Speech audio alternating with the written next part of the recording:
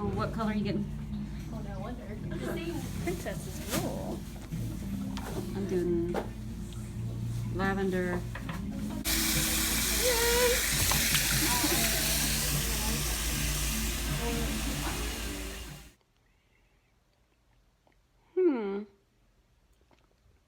What's up, beautiful people? Alright, so I'm going to make me a video and then I'm going to go celebrate. My family's in town. I'm excited about it. And we're going to talk about the science. I'm going to play for a couple of days, but I'll be checking in on the comments. Welcome to my channel. There's so many new people. We're about to get to 5,000. I'm glad you are here. And let's learn about the science, shall we? Hey, beautiful people. So I have a lot of you that say, you know, I read this, I saw this, I heard this. And I'm always saying, trust the science. And I get this from the science, and here's what the science says, and here's what the research says.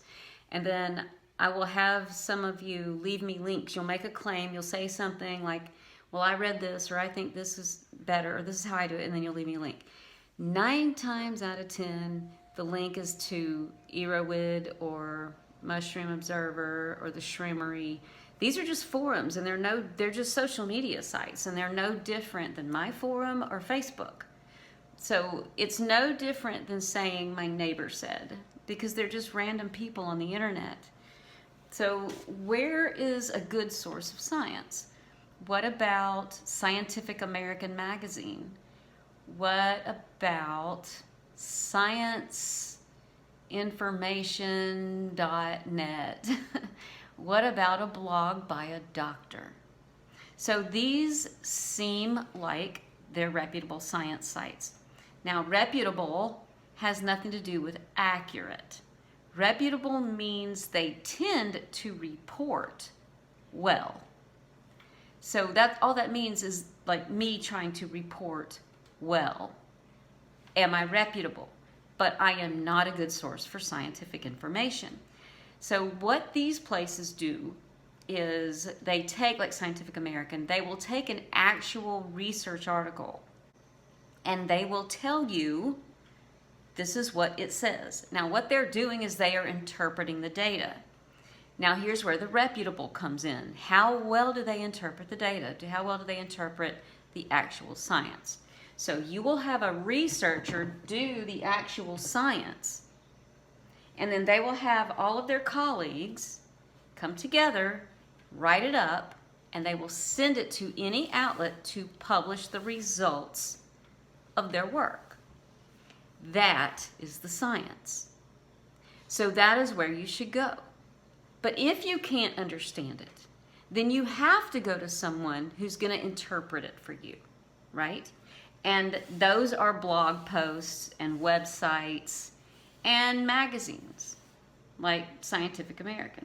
But they are not the actual science. So when some of you send me somewhere that's actually trying to talk about a study, what I'm looking for is the link to the study. That's what anyone who's going to interpret the research will say, this is what I'm interpreting, because it's fallible. You can make a mistake, and I've made mistakes, and I've had someone see it, and then I go back and they say, look, this chart right here, you said, what about whatever?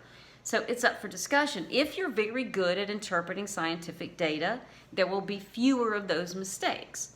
I'm very good at that. I did it. I worked in a research lab. I enjoy it, so I'm good at it. I like doing it.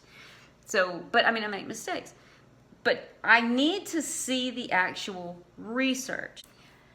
I can't tell you how many times I have had people go counter to what I say in my videos and say, you know, this is the truth right here. And it will be someone interpreting data. And then they leave a link. And then I follow the link, and the research is actually saying what I said, and the opposite of what the website was saying. And they're banking on the fact that no one will actually check the link and actually check the research. So what are you supposed to do, and what is a good source? Well, unfortunately, the only good source is going to be the actual research that's published by the scientist. And sometimes it's going to be really hard to understand and interpret.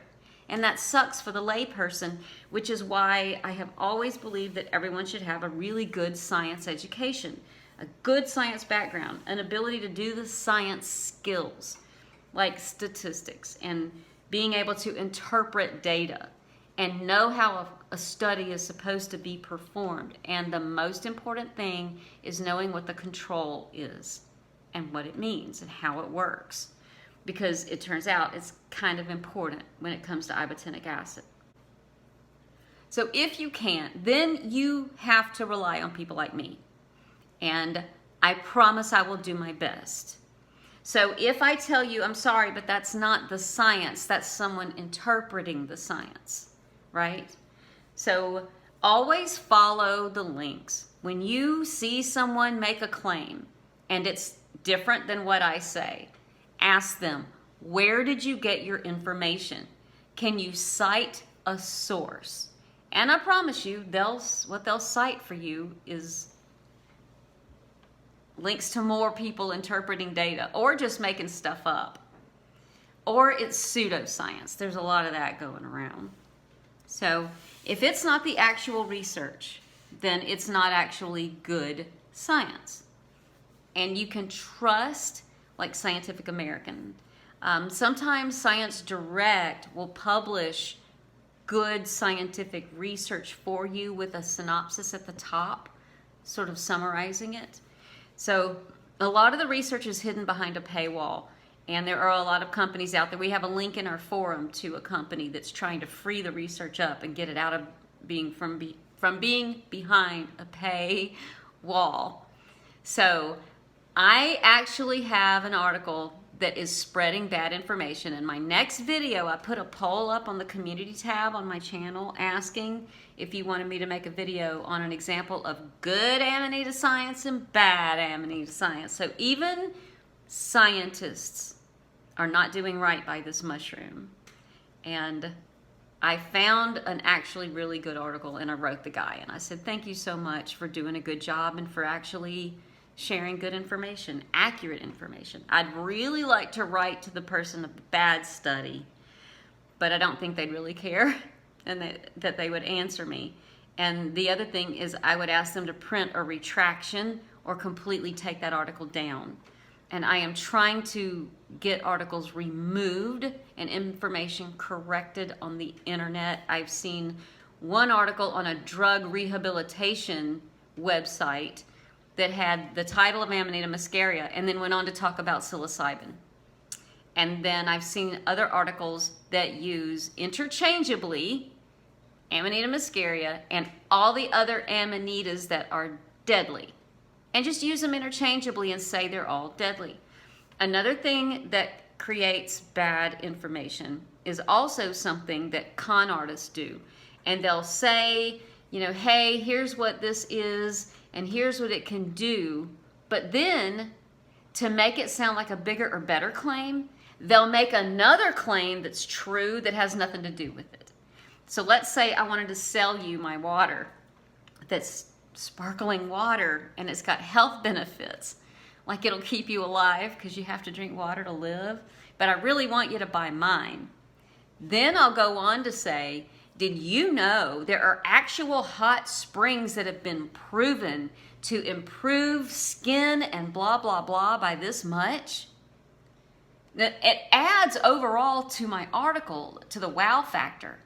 But do you realize that had nothing to do with drinking my water, some hot springs in Arkansas somewhere? And that's a really common thing in pseudoscience and bad claims. They'll just claim something that's true that just has nothing to do with what you're saying, but it sounds like it does, it's similar, and it gives you the wow factor. I'm actually seeing that in some of the bad science with Amanita, where they're talking about Amanita muscaria, and then they'll say there are literally thousands of deadly plants. And I'm like, okay, there's literally thousands of deadly plants on Earth. What does that have to do with the mushrooms? Mushrooms, first of all, aren't a plant. What does that have to do with Amanita muscaria? Oh my God, there's deadly things everywhere. You see how that adds to the fear? How much of what you've read was doing that shit to you? And this is, all of this is what makes everyone think that this mushroom is deadly. Bad scientists, bad articles, and bad things getting repeated. In addition to the video that I made right before this one where I talk about is Amanita toxic, deadly, or poisonous, and it's classified as poisonous because it is, because ibotenic acid will make you sick. But people think poisonous means deadly. And then a lot of people just capitalize on that. And they just keep repeating bad information. So somewhere along the way where the books say poisonous, you know, the books from the 50s, 60s, 70s, whatever, and they say this is a poisonous mushroom. Well, there's a lot of poisonous mushrooms out there. So that doesn't mean you can't consume them. It doesn't mean they're going to kill you. It means they may, but that's where you have to do a little bit more digging. Not everything that's poisonous is deadly. Ibotenic acid will poison you. It's all in the dosing. So we'll talk about that. I'll make another video on dosing. It bears repeating. I'm starting to get comments now that more and more people are coming to the channel, and they're challenging me when I say things about caffeine, or I say that this mushroom is not as deadly or toxic as alcohol, or that alcohol is highly toxic and can be deadly. And then people start coming up with, you can drink a bunch of alcohol, but you can't drink a bunch of this. And like, dosing is a problem, and this is all science and it's all chemistry, and you can't compare dosing, and I'll make a video on that. So I know, sweetie, I'm coming, just a minute. So I appreciate you sticking around and being at my channel, because I have a lot of good information. If I didn't answer your questions, or you have questions, if you'll go to my channel to the playlist tab, I have everything organized under playlists by topic. And my channel is under threat. I mean, clearly, a lot of us that are talking about mushrooms and entheogens, we're getting blocked and monitored and slowly silenced. So I made another YouTube channel, and it's like the sister channel to this one, and I'm just putting interesting things over there. But go subscribe to it so that if this just disappears one day, that's where I'll go, all right? And all of my stuff that's being censored, I'm uploading to BitChute, and the link is in the description for that. I am doing a live video for the summer solstice. I do it for every summer and every winter solstice. So that's coming up June 20th, or if it's after June, whatever. Find whenever the next solstice is, and I'm doing a live video. So set a reminder. I always do it at 2 o'clock on the actual day of the solstice. 2 p.m. Eastern Standard Time, or Greenwich Mean Time -5. I could appreciate your support of this channel. I'm doing a lot of good work here, and I'm trying to stay alive on all the media things. So if you want to buy me a cup of coffee, the link is in the description to do that. And I really appreciate you being here. And I'm about to reach 5,000. And I'm about to celebrate my first year on YouTube. So lots going on. I love you, beautiful people.